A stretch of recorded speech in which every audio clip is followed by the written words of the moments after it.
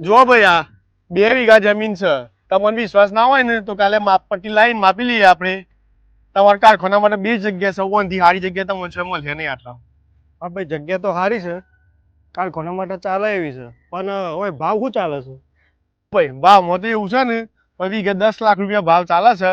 પણ હું તમને આ 2 વીઘા જમીન 15 લાખમાં સેટિંગ કરી આપ. ભાઈ આ 10 લાખના હિસાબથી તો આ 2 વીઘા જમીન 20 લાખની થાય, તો એમાં 15 લાખ બોલાવો તો કોઈ ફંદાવાળી તો નહીં કે જમીન? ના ના ના ના ભાઈ, એવું કોઈ ફંદાવાળી નહીં. જો પેલા ભાઈ છોકરા બેઠા ને ભાઈ, આ ઈયોની જમીન છે. જો ઈયોના આગળ પાછળ કોઈ છે નહીં. આપણે એટલે એ વાતનો ફાયદો ઉઠાવવાનો છે. આજકાલનો શું શું ખબર પડે યાર, જમીનનો શું ભાવ છે એ. અને ઈયોને મારા પર પૂરેપૂરો વિશ્વાસ છે, વધુ વિશ્વાસ છે. હું એને સંબંધી છું, તમારે બોલવાનું નહીં, હું એને સમજાઈ દઈશ. હેડો. શું છે છોકરાઓ, મજામાં? ખાવાનું ખાઈ લીધું? આવો આવો આવો આવો, પધારો પધારો, આવો બેહો. આપા જાઓ. મુશ્કેલીથી મને લઈને આવ્યો છું. એ તો 12 લાખ હતા, પણ મેં 14 લાખમાં સેટિંગ કરી.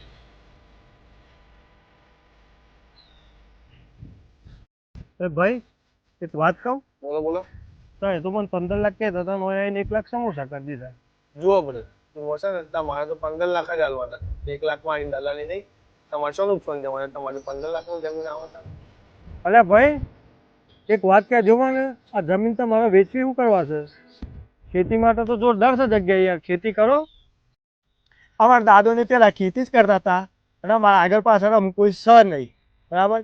એટલે અમને ખેતી આવડતી નહીં, એટલે અમારા જમીન વેચી ધંધો કરવાનો વિચાર. ધંધાના ચક્કરમાં તો ભણવાનું છોડી દીધું છે અમે. આ ભાઈ 12મું ભણતો હતો, હું BA કરતો હતો, પણ અમે બે ભણવાનું છોડી દીધું છે. દેખો ભાઈ, એક સલાહ હાલું છું હું તમને. તમારી જિંદગી બહુ લોભી છે, અને અત્યારે તમારી જિંદગી ભણવાની છે, ધંધો કરીને કમાવાની નહીં. એટલે તમે ભણવાનું વિચારો, અને ભણવાના ખર્ચા માટે આ ભેહો તો છે જ તમારે. દૂધ વેચીને તમારે ભણવાનો ખર્ચો નીકળી જશે, અને એ વય ખર્ચો ના નીકળે તો આ જમીનનું ધેરાલ દો. તમને ખેતી કરતા ના આવડતી હોય તો, પણ આ જમીન એક વાર વેચાઈ જાય તો પછી પાછી નહીં આવે. બાકી પછી તમારી જે ઈચ્છા હોય.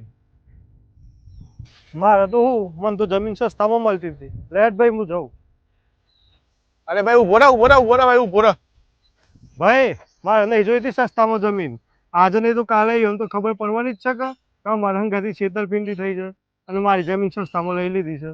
એવાની વતરી પર હે તો મારો ધંધો જે ચાલુ છે એ બંધ થઈ જાય, તો નવો ધંધો તો ચાલુ થવાની તો વાત જ રહી ભાઈ.